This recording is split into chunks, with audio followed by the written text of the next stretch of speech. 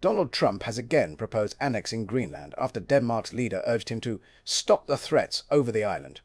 Speaking to reporters, the US president said, "We need Greenland from the standpoint of national security." Trump has repeatedly raised the prospect of the semi-autonomous Danish territory becoming an annexed part of the US, citing its strategic location for defense purposes and mineral wealth. Greenland's Prime Minister Jens Frederik Nielsen responded by saying, "That's enough now," and described the notion of US control over the island as a fantasy. He said, "No more pressure, no more insinuations, no more fantasies of annexation. We are open to dialogue, we are open to discussions, but this must happen through the proper channels and with respect for international law. Go!" Earlier, Denmark's Prime Minister Mette Frederiksen had said the US has no right to annex any of the three nations in the Danish kingdom. Frederiksen added that Denmark, and thus Greenland, was a NATO member and covered by the alliance's security guarantee, and said a defense agreement granting the US access to the island was already in place. The Danish Prime Minister released her statement after Katie Miller, the wife of one of Trump's senior aides, Stephen Miller, posted on social media a map of Greenland in the colors of the American flag alongside the word soon.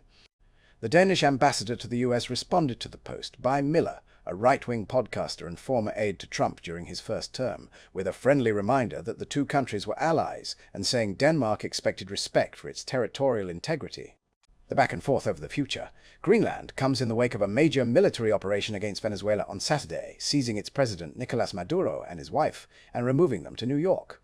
Trump later said the US would run. Venezuela and US oil companies would start making money for the country.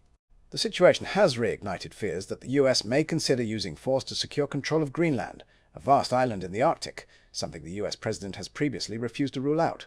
Trump has claimed that making it part of the United States would serve American security interests due to its strategic location and its abundance of minerals critical to high-tech sectors. The Trump administration's recent move to appoint a special envoy to Greenland prompted anger in Denmark.